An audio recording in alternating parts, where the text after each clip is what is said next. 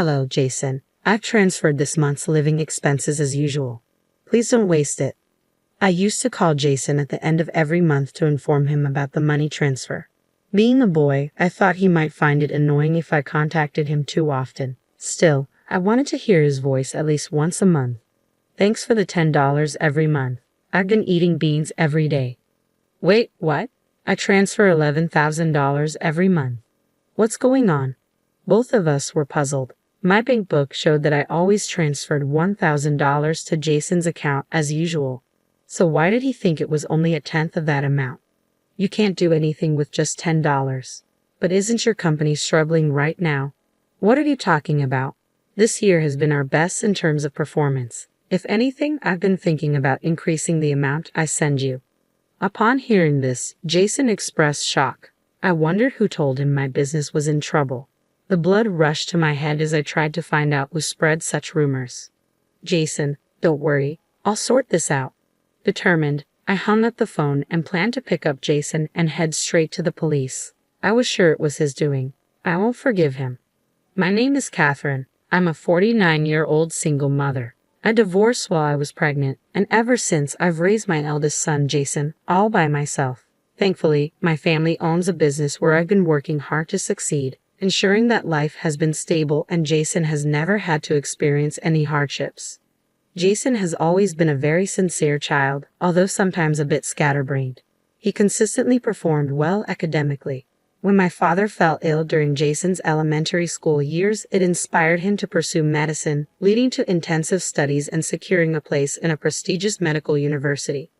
I was planning to cover all his college expenses, but thanks to his hard work, he received a tuition waiver, which greatly eased our financial burden. I've always been proud of my son's achievements and diligence.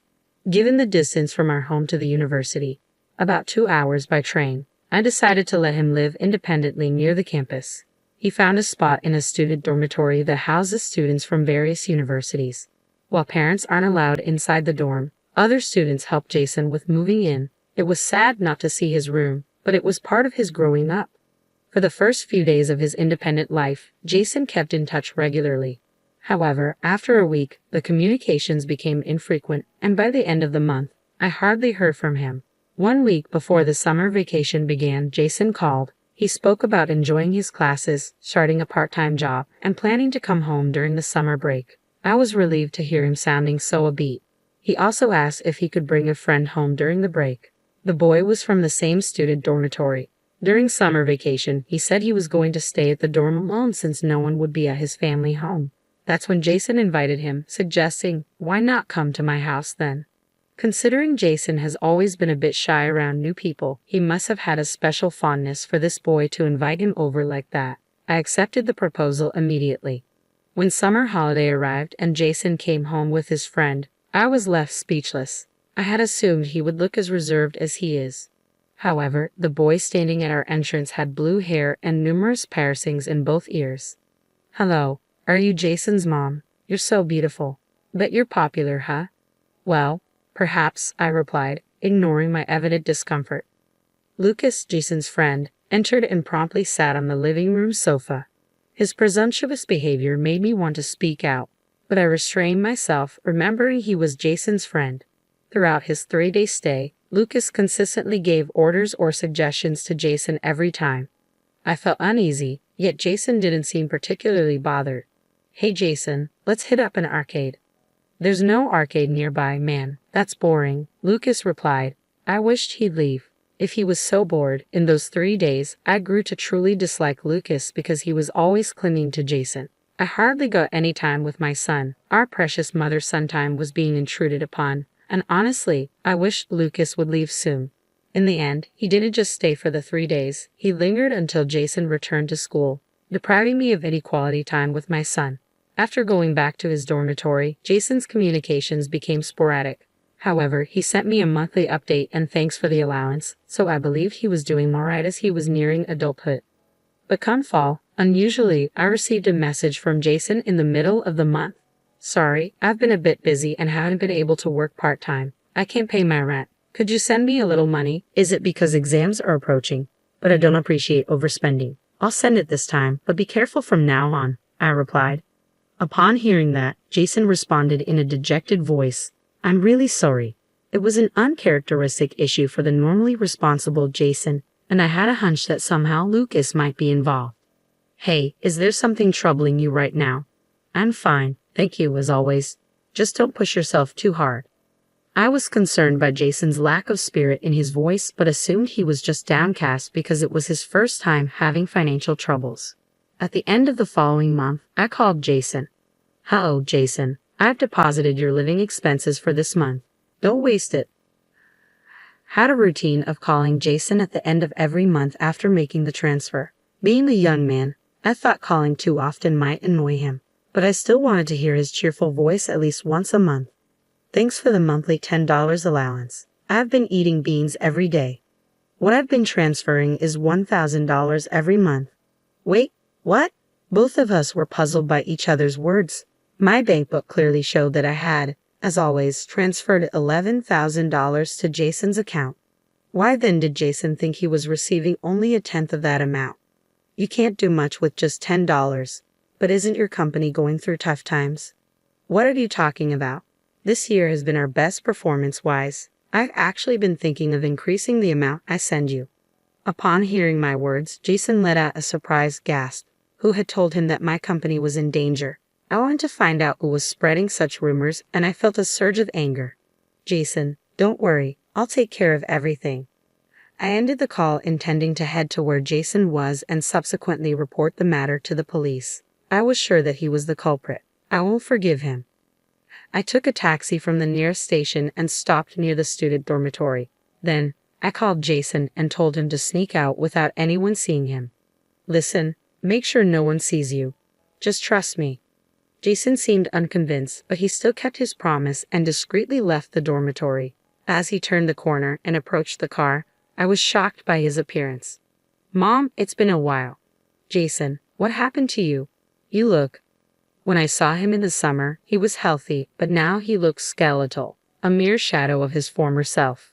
What on earth had happened? I hesitantly asked Jason. "Jason, you've lost so much weight. What happened?" At first, Jason tried to brush it off, but he eventually began explaining his current situation. "Mom, after I got back from my visit, you sent me a new bank book, remember? Since then, the allowance you sent has been reduced to $10. I did struggle a lot, but Lucas mentioned during my visit that you talked about closing down the company, so I thought maybe things were tough for you." I was stunned to hear this. I had no recollection of discussing such a thing with Jason during his visit. The company was achieving its best performance ever this year, and I had no intentions of shutting it down whatsoever. Moreover, there was another thing that struck me about Jason's story. "Hey, what's this about a new bank account?" "Ha! Indeed, Jason hasn't opened a new bank account since he was born, and I've been depositing $1,000 into the same account every month. I have a bad feeling, Jason. Let's go to the police." "The police? Why?" "The money I've been sending to you, someone might have stolen it." When I said that, Jason's eyes widened in disbelief, but soon he seemed to ponder if his suspicion might indeed be correct. I felt a pain in my heart, thinking about the hardship that might await Jason in the future. "However, someone has to take responsibility for doing this to you. Driver, please take us to the nearest police station." With my request, the taxi started moving. The taxi driver, who overheard our conversation, kindly drove us to the largest police station in the city. Upon arriving at the police station, I supported Jason as we entered. Jason, once a member of a sports club and so diligent about his diet with an impressive physique, now seemed frail, perhaps even lighter than me. Tears welled up in my eyes as I supported him. A young male officer at the station listened to both our stories and offered comforting words. "You've been strong, gone through tough times," he said, causing Jason to break down crying. "Actually, we've had similar complaints from student dormitories in this area recently," the officer continued. "About 3 families have come forward with complaints similar to ours, and all of them were pointing to one individual as the culprit." "Isn't that individual by any chance someone named Lucas?" I asked. The police officer sighed at my words and nodded. Jason was looking down next to me. Perhaps, even though he had suspicions, he wished deep down that it wasn't true. I placed my hand on Jason's back and looked at the officer. "Is an investigation underway?" The officer pondered for a moment and then guided Jason and me to a separate room. He asked us to submit a report on the damages we faced. I agreed and immediately filled out the report. Once the report was submitted, the person in charge informed us about the current state of the investigation. Lucas played a role similar to a contact person. He befriended the victims, obtained their bank account details and PINs, and then withdrew their money. The person receiving the money they believed was a specific man. Looking at the provided photo, I jumped up in surprise. I know this man. The police were equally shocked, their eyes wide as they looked at me. I took a deep breath, my heart racing, and began to explain about the man in the photo. This is Liam, right? He's my ex-husband and Jason's father. Wait, my dad? Jason's voice was filled with disbelief. The man in the photo was indeed Liam, my ex-husband. The reasons for our divorce involved financial issues and affairs with other women. After the divorce, I lost contact with him and never received any child support. However, I believed it was better for Jason not to have any bad influence from him, so I never tried to track Liam's whereabouts after that. But I never imagined he would be involved in something that would lead to police intervention. I felt the blood drain from my face. So, Jason was deceived out of his money by both a close friend and his biological father. Jason stood frozen, his mouth open in shock. Actually, we've discovered that this Liam and Lucas are father and son. Wait, what? I was taken aback. I had met Lucas before, and he had mentioned he was the same age as Jason. Given the rigorous ID verification at Jason's student dormitory, that was likely true. But if that was the case, it meant that Liam had another woman pregnant at the same time as me, which would be an affair. Though I no longer held any feelings for Liam, the revelation was still shocking. So, Lucas and I are brothers, Jason muttered, overwhelmed by this unexpected revelation. I was also at a loss for words, having never anticipated such a twist. In light of this, we have a favor to ask. Of course, I'll cooperate in any way possible to catch those two, I said. At my words, Jason nodded in agreement. Following the police's instructions, we decided to play along with their plan. I discreetly sent Jason back to his dormitory and checked myself into a nearby business hotel. The next day, ensuring Lucas was present, I made a call. Hello, how are you, Jason? I asked. Jason, mentioning he was doing the dishes, deliberately put the call on speaker. From this, I deduced that Lucas was nearby. I had a little unexpected income, so I'll be transferring some money into your account. Make sure to use it wisely. Understood. Thank you, Jason replied before ending the call. I stopped the IC recorder I had at hand and proceeded to transfer $88,000 into Jason's account. The next morning, armed with evidence, Jason sent me it after verifying the bank transfer. I presented it to the police. Before heading to the dormitory, we made a brief stop. Once we arrived, we explained the situation to the dormitory's manager, who immediately led us to Lucas's room. Upon ringing the bell, we heard hurried footsteps approaching from inside. Yeah, who is it? Lucas asked, swinging the door open, only to freeze in his tracks, utterly shocked. In a place where outsiders were strictly prohibited, seeing me and the police officers must have been the last thing he expected. With a composed smile, I greeted the flustered Lucas. Hello, Lucas. It's been a while. I'm Jason's mother. Why would Jason's mother want to see me, and why are the police here? Lucas glanced over at Jason, standing beside me, and seemed to realize the nature of our visit. We have a warrant, so we're going to conduct a search now. I have to leave now, so could we reschedule this for another time? Lucas attempted to close the door forcefully. Without missing a beat after hearing the officer's statement, Lucas tried to close the door forcefully. However, the police officers were prepared for this. 2 officers forcefully opened the door, initiating the search. Almost immediately after they began, voices echoed from various corners. Lucas visibly slumped, realizing the gravity of the situation. Jason and I entered the room, leaving a deflated Lucas behind. There were multiple bank books and cards laid out on the table, all under different names. My head throbbed looking at the evidence. The police officers, with practiced hands, arranged the items according to their names and started taking photographs. How did you find out, Jason? Did you set me up? Lucas's voice trembled with disbelief. I thought you were my best friend, but all along, you were mocking me, internally watching me struggle. You've got it all wrong. There's a reason for all of this. Lucas scrambled to come up with excuses, but Jason didn't react at all. Frustration marked Lucas's face, and it seemed like he was about to lash out. I stepped in. "It's pretty low to scam money from your own half-brother," I said, glaring at Lucas. "Half-brother," Jason interjected, his voice betraying a mix of hurt and confusion. "With whom you and Jason share a father," I clarified, watching as Lucas was rendered speechless by my words. Given that he targeted only students, it seemed probable that he had shared preliminary information with Liam. My family business is unique, so when Liam investigated Jason, he would have quickly realized that he's my son, I continued calmly. "Is that a lie?" Lucas demanded. "It's true. Liam is my ex-husband and Jason's real father. It seems like he was cheating on me at the same time that you were born," I explained. When I said that, Lucas sat down in shock. I knew from the police investigation that Lucas had a frail sister. Soon after divorcing me, Liam quickly married his then mistress, but I heard that she didn't want a boy, and he was left to grow up neglected. Soon after, the sister was born, Liam and his mistress divorced, and the sister was taken in by her maternal family due to the cost of her treatment. It seems Lucas was taken in by Liam, I narrated, piecing together the family dynamics. They seem to have met regularly as siblings, and during those times, Lucas gave money to their mother for treatment, I added, feeling the strong bond between the siblings. And Lucas, it seems my assumptions were correct. Did I exploit my own sibling? With those words, Lucas was taken away by the police. Jason and I went straight to the police station, where we were shown our share from the confiscated bank book. Apparently, Lucas would get people drunk, go shopping with them, check their ATM pin, then go to their room and steal their bank book, card, and ID. He would wait until the holidays to check if their family was wealthy. Then he would create a new bank account, give it to them, and when money entered the original account, he would withdraw all of it and deposit only a little into the new account. No wonder every time I updated the bank book, I couldn't see what the money was used for, I sighed, realizing the reason.